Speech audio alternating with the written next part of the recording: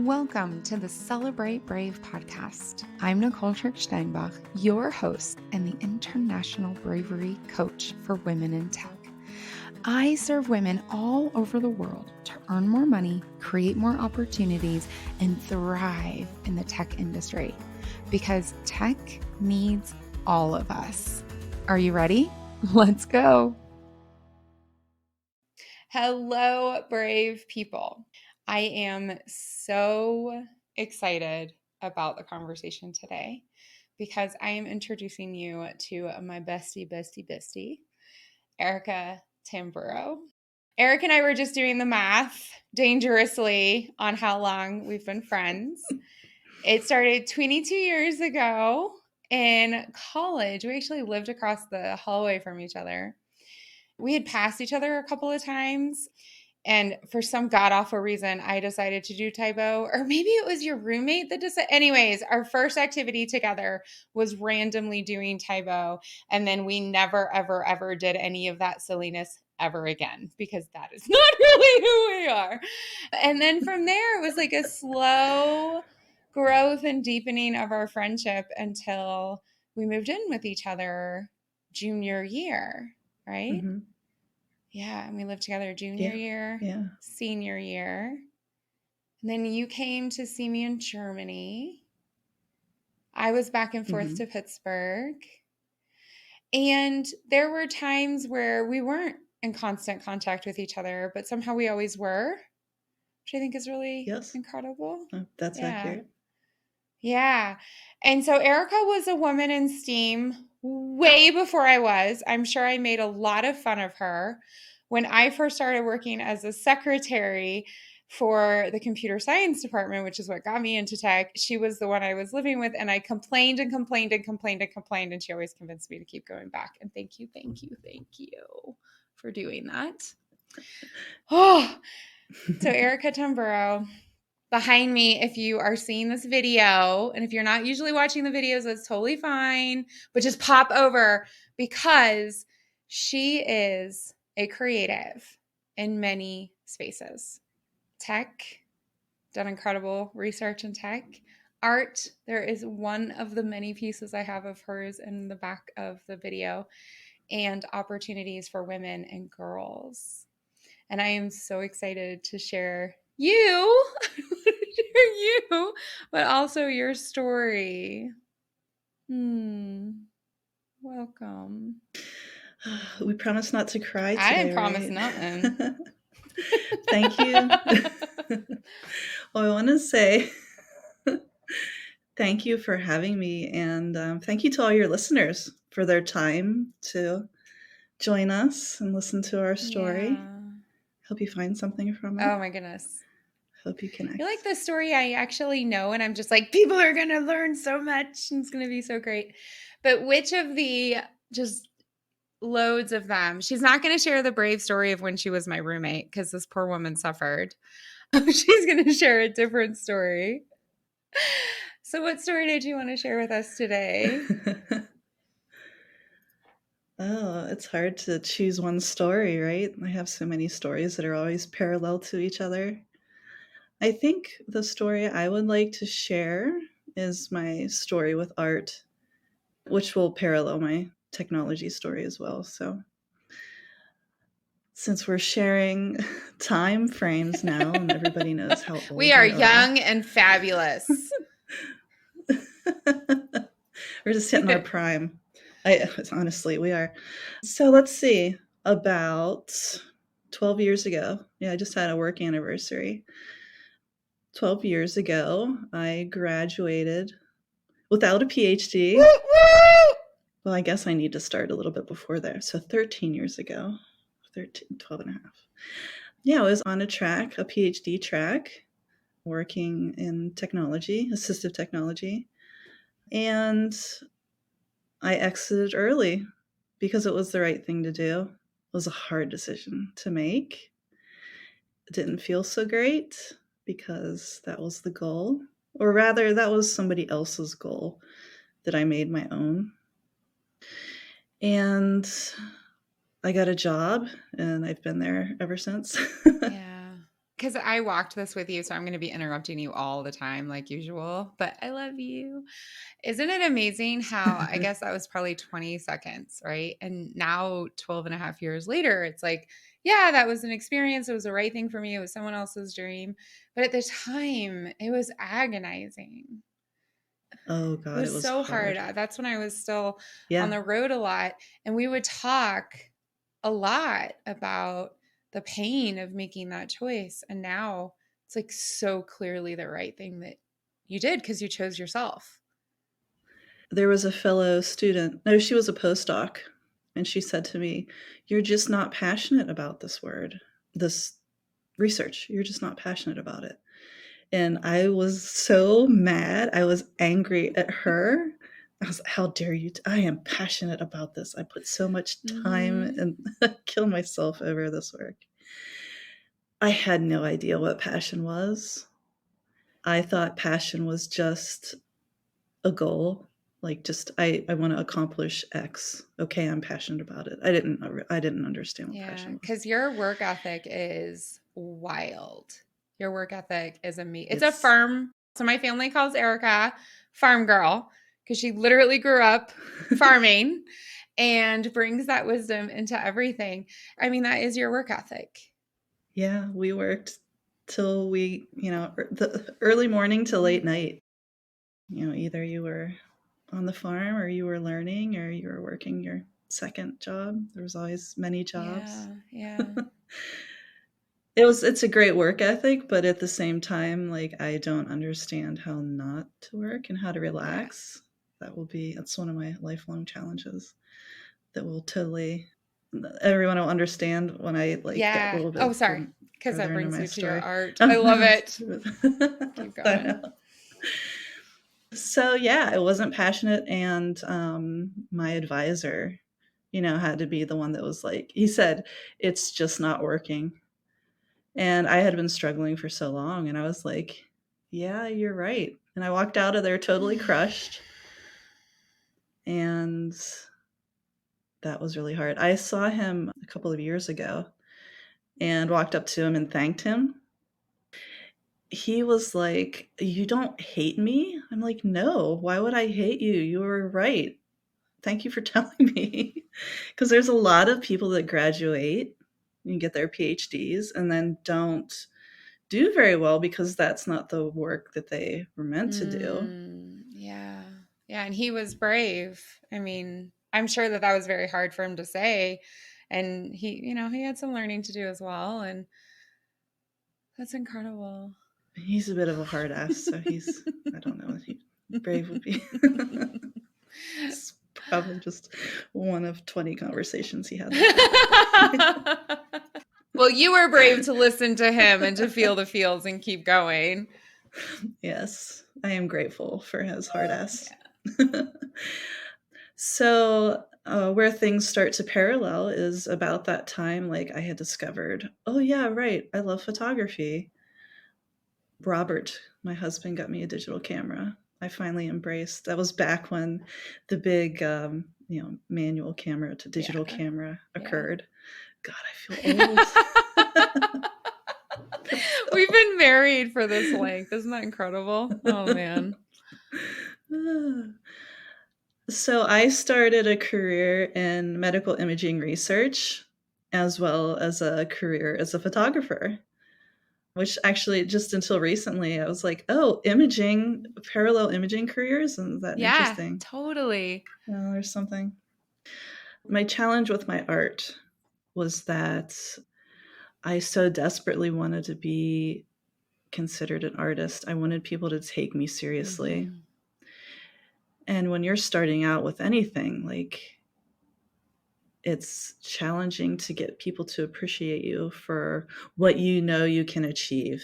Your potential, your Yeah. vision. Yeah. I was starting at a pretty late age being a beginner. Mm. And that's hard for me, a perfectionist, an engineer. You think you have so much knowledge and then you're beginning again and you don't remember what it's like to be a beginner. Yeah. Yeah, there was so many feels, and I really, because I wanted to be considered an artist, I was just so desperate to find my identity. Mm. And it was so challenging to do that, like within the time that I had for myself. So, you know, the farmer work ethic, right? I'm Mm-hmm. working full time in tech, trying to have a side business in photography, Yeah. attempting to do weddings, which is just insane. Except for mine. Mine was so simple and straightforward and easy. None of that was true. Yeah, and it was just, I've always tried to do more than I can handle. And I was successful for a while, but Hmm. that caught up to me pretty recently. What's so interesting is, yeah, we're going to go to there. And what's so interesting to me is I didn't realize until you told that story how it was your passion and you were feeling that passion, but it was somebody else's version of what success looks like in that passion. Yes, yes. I didn't put that all together. Yeah, there was a big shakeup in, photography. All of a sudden everybody had digital cameras and everybody was a photographer. The photographers that, classically trained photographers, I guess we could say, were really threatened and they had to really change how they did business. And a lot of people just didn't make it through that transition.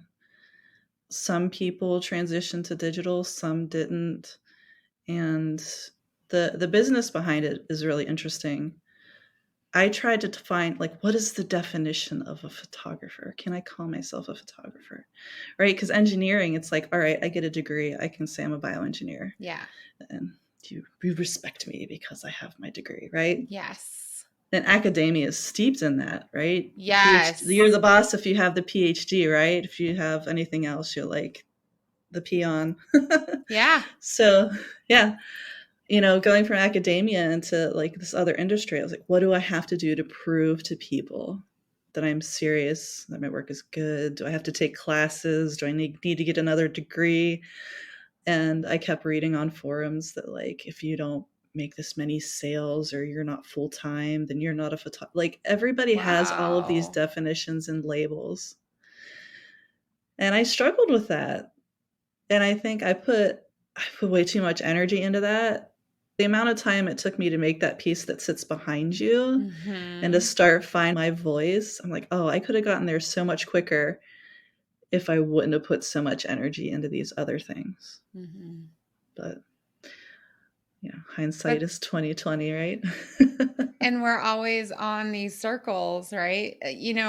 One of the things that I hear often is I'm just stuck in this circle. I'm stuck in this circle.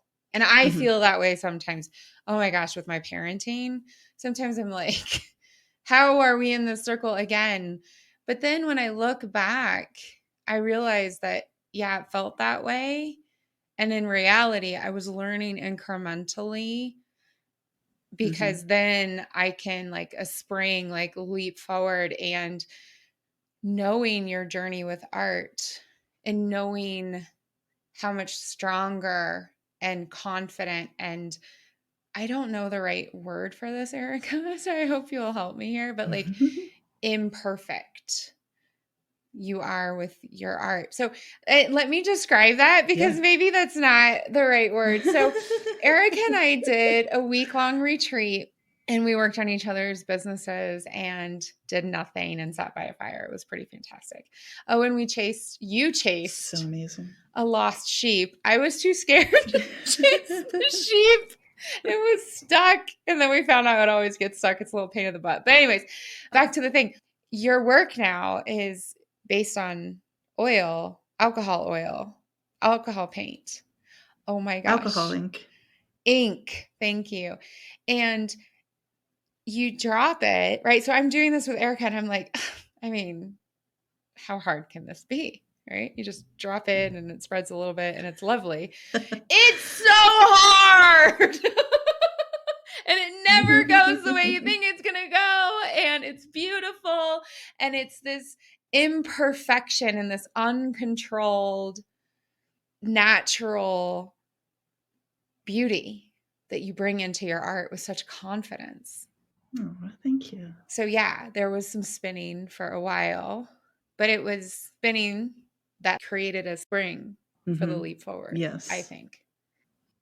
What I like about what I do is the complexity of it and the total lack of control over it. Yeah, Yeah. that Because, description. I mean, should we tell the story about how you came home with a pamphlet about perfectionism and handed it to me? No, I don't think we should tell will that that will story. that stay in the podcast? You can tell lots of my secrets. Totally. How I lived off of cheese and deer for like a semester, Oh, sure. you have a beautiful friendship when somebody can come to you and tell you, fix your shit.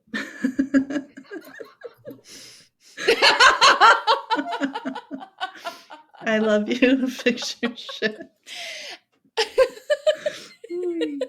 And both ways, like Yes. both ways. When I was getting so obsessed with a specific type of success and you didn't give me a pamphlet because we were on the phone. This is when I stepped back in my career. I didn't get formally demoted, but I basically got demoted. Do you remember this? Yes. And I was losing it.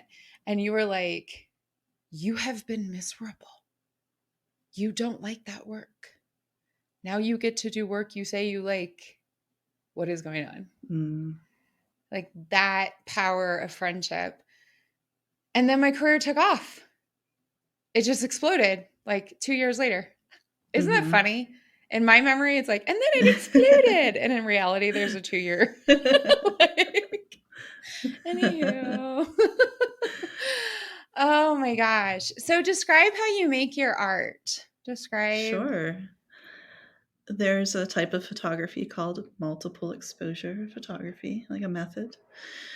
If you think about the old film cameras, you would just expose the film twice before you went to the next slide.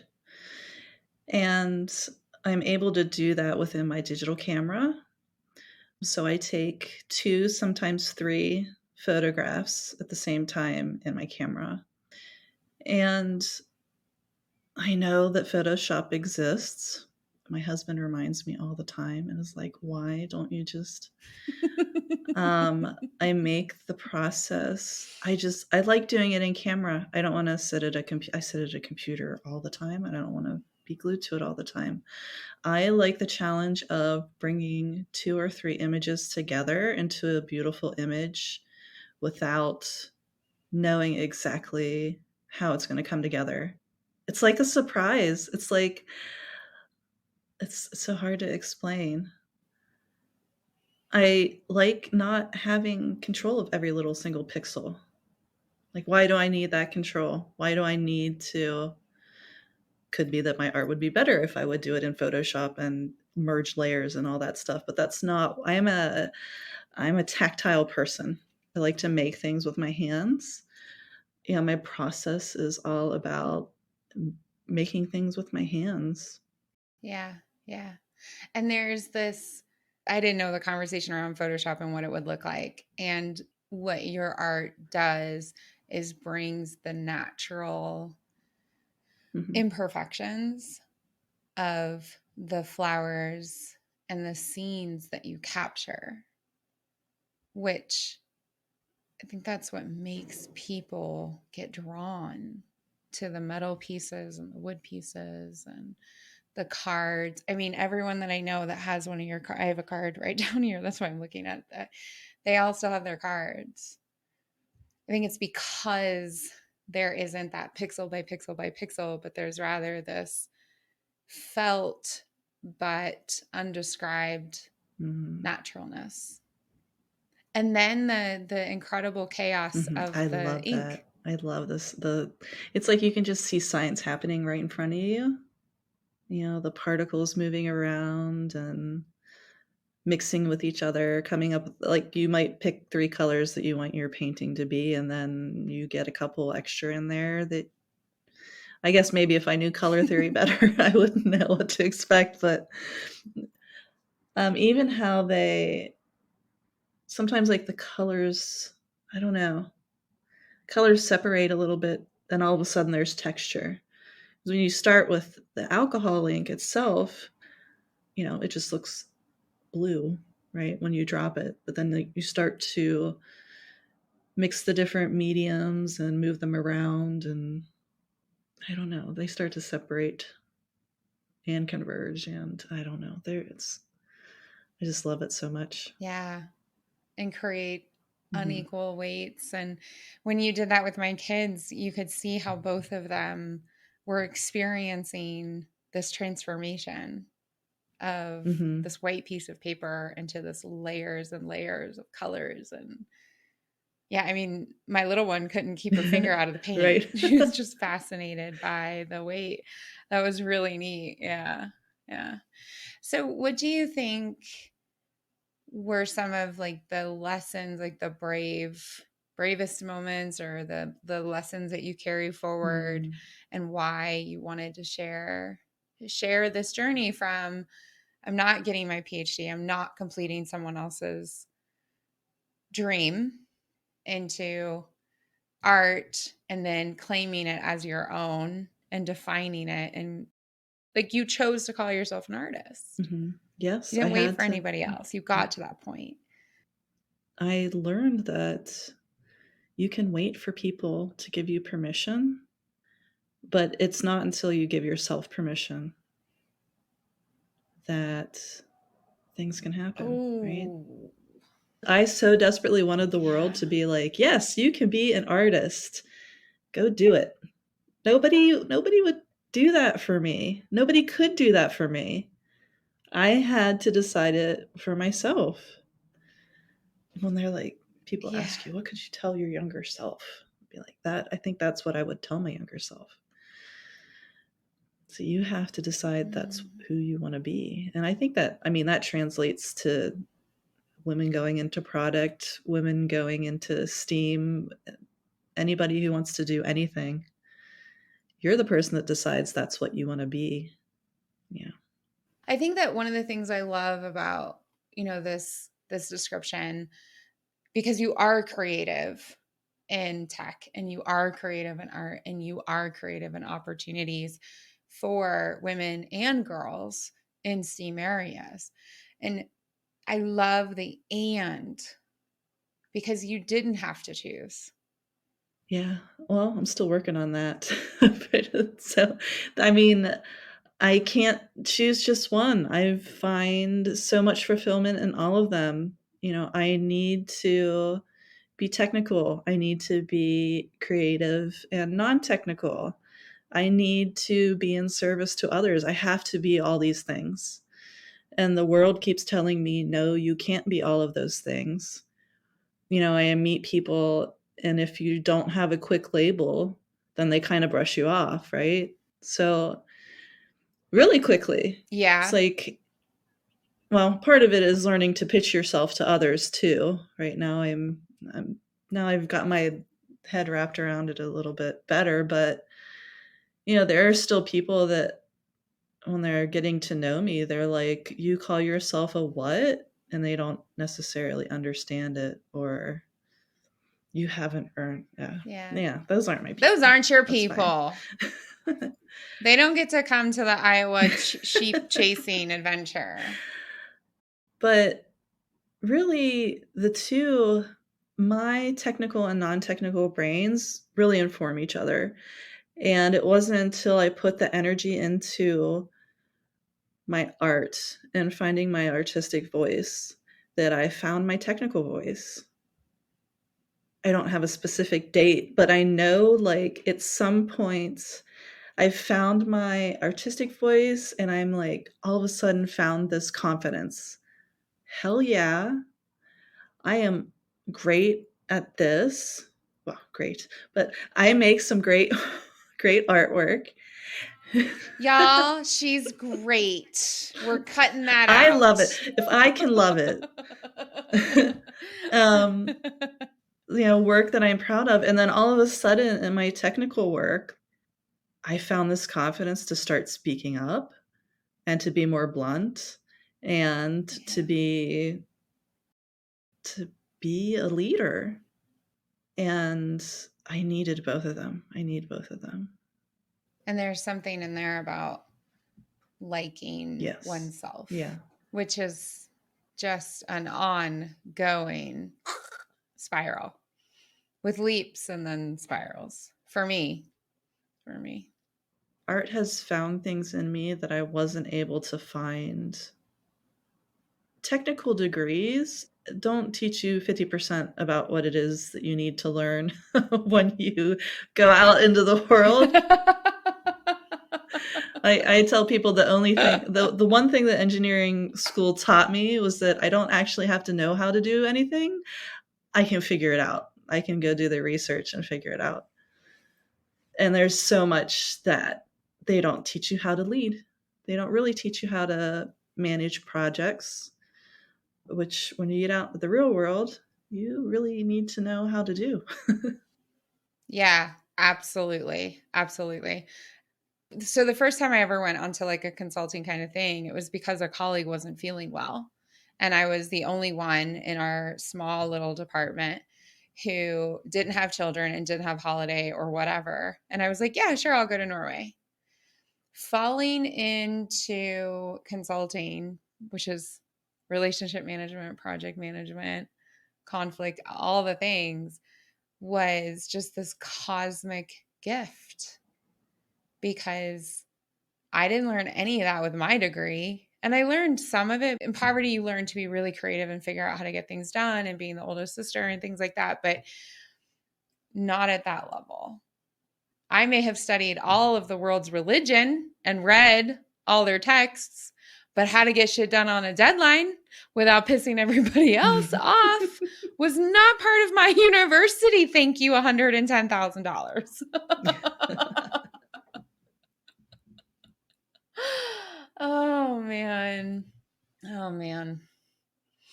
So we've talked a lot about our role models and who we look up to. And, as we've gone for 22 years of friendship and just had all these different life phases, who is a brave role model that you'd like to share with the listeners today? Oh, dear listeners. So, this is one I struggle with. The reason I just figured out, I just learned the reason that I struggle with this. So, I've been learning a lot about identity, specifically in how young children form STEM identity, right? Because some of my work is now geared towards inspiring the next generation of young engineers and scientists to want to go into those career paths.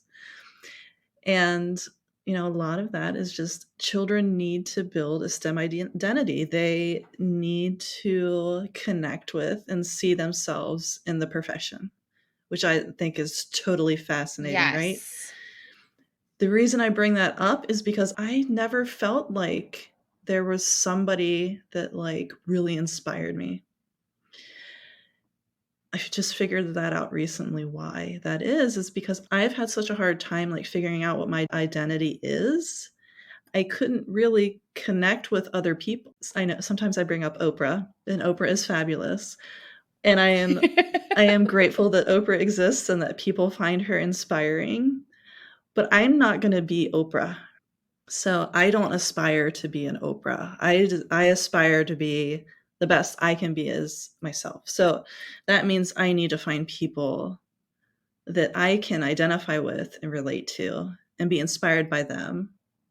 And what I realized is that my beautiful group of friends, I've surrounded myself with people that are just, I just love them so much. They're making such an impact on the world. They're bringing joy to other people through showing them their beauty, their relationships to others. And God, I can't just pick one. So everybody And you don't have there's to. so many. I mean, so there's you, of course. Of course. Thank you. who I still feel like a terrible friend when you're like, my word is brave. And I'm like, yeah, I don't relate. Now I do. Which is so funny because, the first time I talked about Brave, and I share this on an episode with Cora Hundred, who spoke with me at Anita B, I really mean it. You're one of the bravest people I know because I love being in the center of attention. I will hop onto any stage you give me access to. I'll walk into any room. Well, not any room now because I realize people are dirty and we have a lot of germs. But, anyways, and I'll make small talk with anybody, connect with anybody, and you will do the same actions, but it's not your comfortable place. And you'll still get on the stage. And that just continues to amaze me. Thank you. Yes, it terrifies me. And my motivation is always others, being in service to others. Somebody said that to me a number of years ago for like some house party. It was my boss's wife. And she asked what I was up to. And I, listed some of the things that I was excited about tackling at work. And she looked at me inside and she's like, always in service to others. And you know me, I don't remember very many conversations. And that I think about her saying that to me a lot. And I'm like, my motivation is make the world a better place, make a difference in other people's lives. And you've surrounded yourself with people who do that. Jude Oh with my her gosh, Jude services. has just transformed me. Yeah. I mean, Heather, who's releasing a book soon. I that's super know. And she'll fun. have a TED Talk. Heather will have a TED Talk. She's going to listen to this and she's going And I'm going to to. amplify Oh it my gosh. everywhere. Heather is a straight talker and she doesn't have time for people who don't consider accessibility. And I may have been one of them Mm-hmm. peoples. We all we can all learn and change our ways. And Heather is, she's making an impact in the world, and her book's coming out soon. It's going to really share an incredible story, an incredible experience, an incredible person with the world. So get Heather's book. Yeah. This is the Good Old Gals this Network right here. We are always amplifying each other. We are the water that is raising all boats. There's so many people I do. Can I list one more? You can list three I want to more. list one more. I want to list Anita Buzzy Prentice and her beautiful book during quarantine. She called Portraits. Porch, as in you're out on your front porch. Oh, yeah. Yes. Yes. Yes. What in the midst of the saddest time that we all have collectively experienced, Anita is out there socially distanced and safely taking pictures, family portraits of people during quarantine and sharing their stories. I got the book and read it to my grandmother. We sat on the porch and we were reading through the stories. And it's amazing how much that connects people. Like one of the stories was about a woman who learned to cut her husband's hair right during quarantine. And my grandma could not stop talking about that. She's like, I used to cut your grandfather's hair. And I would keep reading more stories and she'd keep coming back to that woman cutting her hair. And it was amazing to me, like, we forget like how similar we are. We're always like asking like, what do you Yeah. do, right? Like, what's your label? And then we forget Yeah. about all the more important stuff, really. It's human experience. So Yeah. That's that mm-hmm. label conversation. What do you do? Who are you? Rather than what do you love? Or I always see on these parent forums a tweet on Twitter that went viral like 10 years ago. And it was like, nobody ever asks me what my favorite dinosaur is anymore. Or what's your favorite thought right now?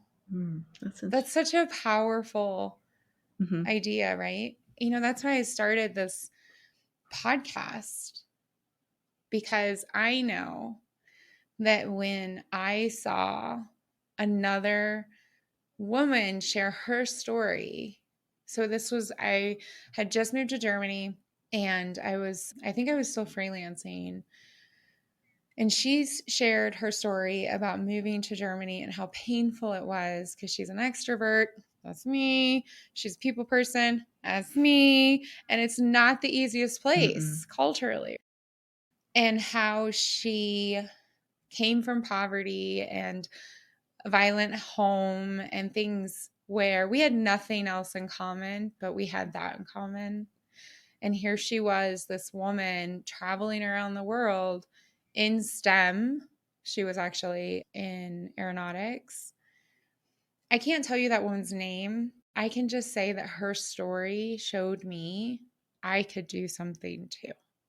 And that's why this podcast with these stories is such a heart work for me. Listeners don't know, but I go to bed at an insanely early hour. I also wake up at an insanely early hour. But this is so important to me that, guys, it's almost 8 p.m. I still have on real clothes, because sharing these stories is so important to keeping women in and around tech. Tech is the infrastructure of our future lives. And we need women in the driver's seats, in their wholeness, Yes. as creatives in tech, in art, in opportunities, in their wholeness, and not pretending for however many hours a day to be somebody else's identity, because we deserve it already.